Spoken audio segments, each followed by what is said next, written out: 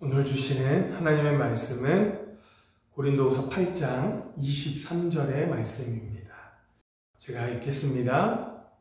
디도로 말하면 나의 동료요 너희를 위한 나의 동역자요 우리 형제들로 말하면 여러 교회의 사자들이요 그리스도의 영광이니라.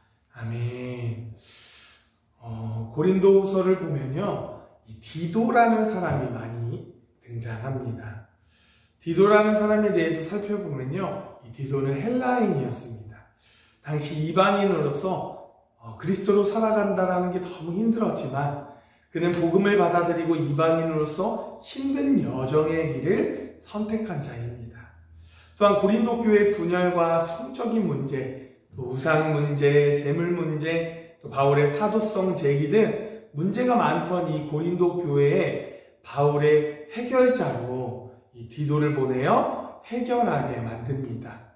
그리고 헌금을 전달하는 역할도 감당했는데요. 디도는 교회를 방문해 헌금을 독려하고 또 각 교회에서 모은 헌금을 예루살렘 교회에 전달하는 일을 수행했습니다. 디도는 이름 그대로 정말 충성된 그리스도인으로 살았던 것입니다. 오늘 본문에도요, 바울은 디도를 아끼지 않고 칭찬하는데요. 오늘 말씀은 디도를 포함한 두 형제에 대한 이야기를 여러분과 함께 나누고자 합니다. 제가 23절을 다시 봉독하도록 하겠습니다. 디도로 말하면 나의 동료요 너희를 위한 나의 동역자요 우리 형제들로 말하면 여러 교회의 사자들이요 그리스도의 영광이니라. 오늘 본문 23절은 이 바울이 연보위원으로 택함 받은 이 세 사람, 즉 디도를 포함한 두 형제에 대한 바울의 심정을 피력한 말씀입니다. 여기서 연보란 이 구제연금을 뜻하는 말인데요. 더 정확하게 말하면 이 연보는 교회를 유지하거나 교역자들의 생활비 또는 선교와 가난한 이웃을 위한 구제에 사용하는 헌금을 뜻하는 말입니다. 그런데 여기서 바울은 연보위원으로 선택한 한 사람 한 사람을 자신이 많은 신뢰를 한다라고 표현하고 있습니다. 그럼에도 불구하고 새로운 주제로 넘어가기 전에 다시금 자신이 그들을 얼마나 신뢰하는지에 대해 거듭거듭해서 말하고 있는 것입니다. 디도에 대해서는요, 나의 동무요 너희를 위한 나의 동역자라고 소개를 합니다. 그리고 두 형제에 대해서는요, 여러 교회의 사자들이요 그리스도의 영광이라고 소개합니다. 그리고 여기서 우리는 바울이 연보위원으로 세움받은 이 디도와 두 형제에게 전폭적인 신뢰를 보이고 있음을 알 수 있습니다. 사랑하는 여러분, 세상에는요 완벽한 사람이 단 한 사람도 없습니다. 모든 사람에게요 분명한 연약한 부분이 있어요. 오늘 칭찬받는 이 디도를 포함한 두 형제에게도요 연약한 부분이 있었을 것입니다. 하지만 바울은 그들에 대해서 칭찬과 격려를 아끼지 않고 있습니다. 물론 이 말의 이면에는 이 고린도 교인들이 그들을 믿고 신뢰할 것을 촉구하는 의미도 담겨 있지요. 그러나 이유야 어찌됐든 바울이 세움받은 이 직분자들을 칭찬하고 격려하는 이 모습은 얼마나 아름다운 모습입니까? 단점이 있을 텐데 단점을 꼬집어 비꼬지 않고 세움받은 직분자들을 칭찬하고 격려하는 이 모습은 얼마나 아름다운 모습입니까? 당신은 나의 동무요 동역자요 사자들이요 그리스도의 영광입니다 라고 말하는 이 모습은 천국의 모습을 연상케 하는 아름다운 모습 아닐까요? 그런데 오늘날 우리의 모습을 한번 생각해 봅시다. 장로, 권사, 집사 이런 직분을 교회에 세우면서 왜 그리 말이 많은지, 심지어 담임 목사를 위임할 때도 교회에 문제가 생기지 않습니까? 격려, 칭찬, 축복의 말이 오가야 할 시간에 약점을 잡고 과거를 들추고 불신하고 의심하는 말이 난무합니다. 공공연하게 사람들 앞에서 말하지 못해도 뒤로 돌아서서 그가 어떻게 세움을 받았는지에 대해서 의심의 말을 던지기도 합니다. 물론 교회에서도 어떤 지금의 사람을 세울 때는 신중을 거듭해야 하지요. 즉 적법하지 않는 방법을 사용하거나 적당하지 않은 사람을 세우지 않도록 하기 위해 교회는 심사숙고해야 하지요. 하지만 누군가 일단 세움을 받으면 그를 인정하고 신뢰해야 하는 것이 우리의 성도의 도리 아닐까요? 이것이 우리가 취해야 할 모습 아닙니까? 만약 고린도 교회 성도들이 디도와 두 형제에 대해서 의심하고 그들에게 전폭적인 신뢰를 보내지 않는다면 고린도 교회는 어떻게 되었을까요? 하나님께 약속했던 그 구제사역은 끝을 맺지 못했을 것입니다. 예루살렘의 가난한 성도들의 생명이 위협받았을지도 몰라요. 또한 세움받은 이 세 사람은 어떻게 되겠습니까? 그들을 세운 바울은 어떻게 되었을까요? 아니, 모두 제쳐두고 우리 주님이 가장 마음 아파하셨을 것입니다. 왜냐하면 그 누구보다 이 모든 일을 통해 교회의 연합과 일치가 이루어지기를 원하시는 분이 바로 하나님이기 때문이지요. 사랑하는 여러분, 그렇습니다. 우리가 세움받는 직분자에게 전폭적인 지지와 신뢰를 보내지 않는다면 그것은 주님을 아프게 하는 일입니다. 각 사람에게 직임을 주신 분은 하나님이시기 때문이지요. 그분은 그 직임을 통해서 그리스도의 몸인 우리가 유기적으로 연결되기를 원하십니다. 그런데 어찌 팔이 다리를 보고 믿지 못하겠다고 하고 눈이 발의 연약함을 들춰보면서 나가라고 할 수 있겠습니까? 결코 그럴 수는 없습니다. 이것은 일종의 몸을 나누는 죄악입니다. 사랑하는 여러분, 우리 전주 영색교회 성도님들, 우리가 교회에서 세움받은 사람들을 대할 때는 그들이 우리의 동무요 동역자요 사자들로 대해야 할 것입니다. 또한 그리스도의 영광을 잊지 말고 전폭적인 신뢰를 보내야 할 것을 우리는 기억해야 할 것입니다. 그리고 그렇게 신뢰해야 하지만 우리 또한 신뢰받게끔 살아가고 사역하는 저와 여러분이 되시기를 간절히 소망합니다. 기도하겠습니다. 존귀와 영광을 받으신 하나님 아버지, 오늘도 하루의 첫 시간을 주님께 드리며 예배드릴 수 있게 해주심을 감사를 드립니다. 주님, 우리가 교회에서 세움받은 사람에게 신뢰할 수 있는 마음을 허락하여 주시옵소서. 잘못된 부분을 비판하는 눈으로 바라보는 그런 모습이 아닌 세움받은 사람을 신뢰하고 따르고 축복해 줄 수 있는 그런 주님의 자녀가 될 수 있도록 주님 우리의 마음을 붙잡아 주시고 역사하여 주시옵소서. 이 모든 말씀 예수 그리스도의 이름으로 기도드립니다.